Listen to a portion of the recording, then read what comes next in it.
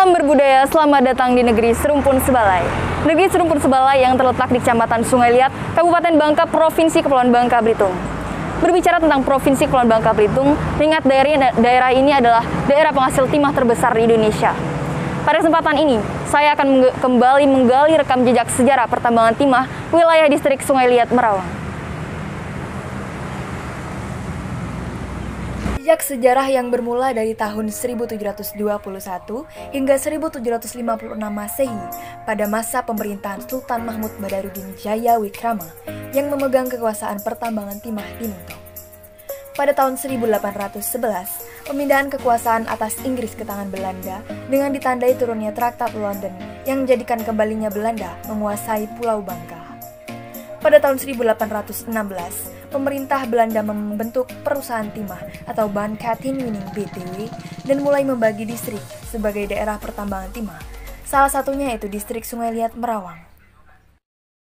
Setelah menempuh perjalanan hampir kurang lebih 10 menit dari Gapura ke Sungai Liat, perjalanan saya terhenti di pusat kota Sungai Liat, tepatnya di Jalan Jenderal Sudirman, Kabupaten Bangka, Provinsi Kepulauan Bangka Belitung.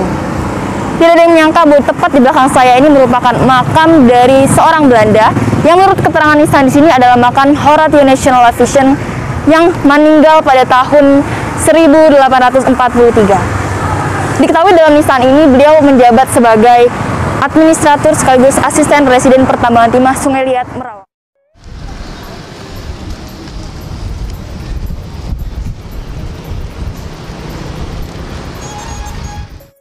Dulunya, di sekitar daerah nisan ini merupakan bangunan peninggalan penjajahan Belanda dan perkantoran pertambangan timah wilayah Sungai Liat.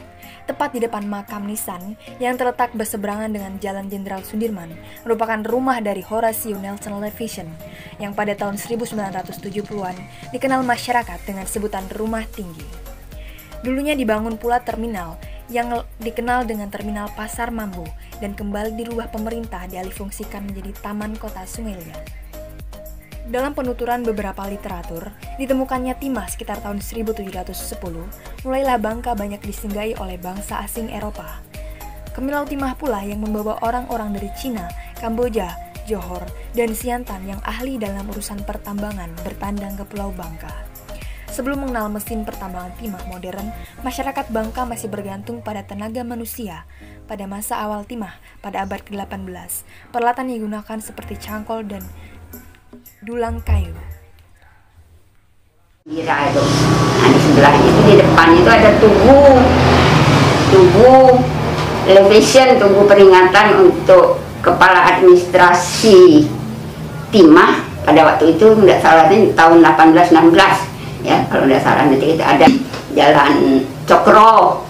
Nah, Cokro itu dulu kampung masjid yang pertamanya itulah yang sekarang udah 2 tingkat, masih ada gambarnya, yang disimpan itu. Nah, dari situ nanti ada rumah kontelir Belanda.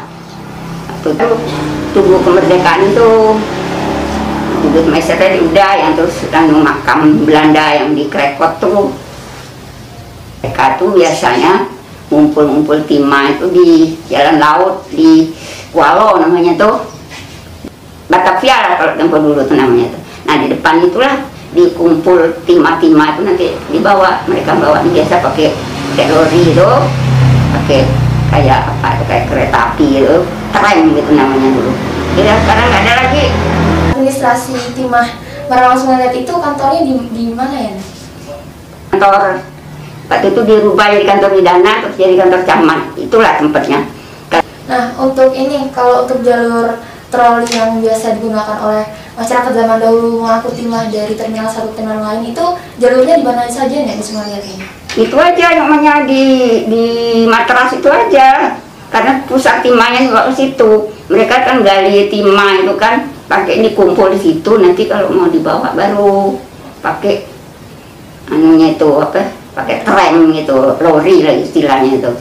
Tapi itu. Kalau untuk makam ini sendiri, kenapa pihak pemerintah tidak mengangkat makam itu atau dipindahkan ke tempat yang lebih baik? Enggak, itu nanti nilai sejarahnya makin berkurang. Kemudian itu kan sebagai apa itu ciri-ciri khas kota Sungai Liat lah kayaknya gitu ya, macam ikon gitu ya.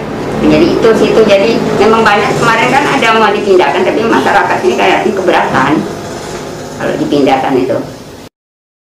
Setelah menelusuri jalan yang berada di Kota Sungai Liat tadi, saya kembali dibawa oleh penasaran untuk menjelajahi tentang di mana saja jalur tram yang dikatakan oleh narasumber kami tadi. Dan ini merupakan jalan laut, jalan di mana tram dari pusat pertambangan di Sungai Liat tadi menjelajahi daerah ini sebagai jalur tram pengangkut dari Timah 1 ke terminal lain yang berada di Sungai Liat.